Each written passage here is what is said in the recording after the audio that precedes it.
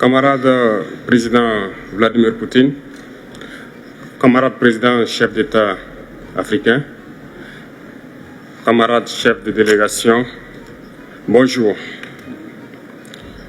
C'est un honneur pour moi ce matin donc de prendre la parole ici et de vous passer donc le salut fraternel du peuple du pays des hommes intègres.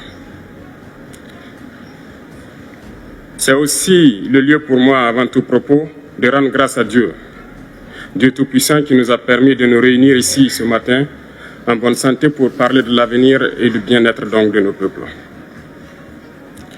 Je m'en vais m'excuser auprès des anciens que je pourrais vexer dans mes propos à venir. Africanité oblige, les droits d'aînesse, je me dois de m'excuser. Camarades, j'ai quelques questions donc de ma génération, mille et une questions qu'on se pose. Mais nous n'avons pas de réponse. Et il se trouve qu'ici, nous pouvons laver donc notre linge sale parce qu'on se sent en famille. On se sent en famille en ce sens que la Russie est une famille aussi pour l'Afrique. C'est une famille parce que nous avons la même histoire. La Russie a consenti d'énormes sacrifices pour libérer le monde du nazisme pendant la Seconde Guerre mondiale. Les peuples africains, nos grands-pères, ont été déportés de force aussi pour aider l'Europe à se débarrasser du nazisme. Nous partageons la même histoire en ce sens que nous sommes les peuples oubliés du monde, qu'ils soient dans les livres d'histoire, dans les documentaires ou films. On tend donc à balayer le rôle prépondérant qu'a joué la Russie et de l'Afrique dans cette lutte contre le nazisme. Nous sommes ensemble parce que actuellement nous sommes là pour parler de l'avenir de nos peuples, de ce qui va advenir demain, de ce monde libre auquel nous aspirons, de ce monde sans ingérence dans nos affaires internes. Nous avons les mêmes perspectives et je souhaite que ce sommet soit l'occasion donc de pouvoir tisser de très bonnes relations en vue d'un meilleur avenir de nos peuples.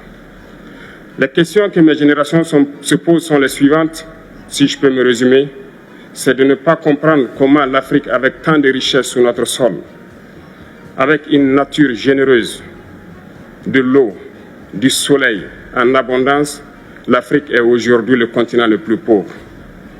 L'Afrique est un continent affamé. Et comment se fait-il que les chefs d'État traversent donc le monde à mendier? Voici des questions que nous nous posons et que nous n'avons pas de réponse jusque-là. Nous avons l'occasion de tisser de nouvelles relations. Et j'espère que ces relations puissent être les meilleures pour donner un meilleur avenir à nos peuples. Ma génération me charge aussi de dire que, par ce fait de pauvreté, ils sont obligés de traverser l'océan pour essayer de rallier l'Europe. Ils meurent dans l'océan. Mais que prochainement, ils n'iront pas traverser parce qu'ils viendront devant nos palais pour chercher leur pitance quotidienne. Pour ce qui concerne le Burkina Faso, aujourd'hui, nous sommes confrontés depuis plus de 8 ans à la forme de manifestation la plus barbare, la plus violente du néocolonialisme, de l'impérialisme. L'esclavage qu'on tend encore à nous imposer. Nos dévanciers nous ont bien appris une chose.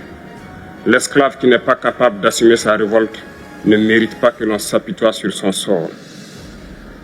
Nous ne nous apitoyons pas sur nos sorts, on ne demande pas que quelqu'un s'apitoie sur notre sort. Le peuple burkinabé a décidé de lutter contre l'île terroriste en mesure de relancer son développement. Dans cette lutte, des vaillants peuples, des vaillantes populations se sont engagées à prendre les armes face au terrorisme, ceux que nous avons affectueusement appelés les VDP, des volontaires. Nous sommes surpris de voir les impérialistes traiter ces VDP de milices et de tout type. C'est décevant, parce qu'en Europe, lorsque des peuples prennent les armes pour défendre leur patrie, on les traite de patriotes. Nos grands-pères ont été déportés pour sauver l'Europe.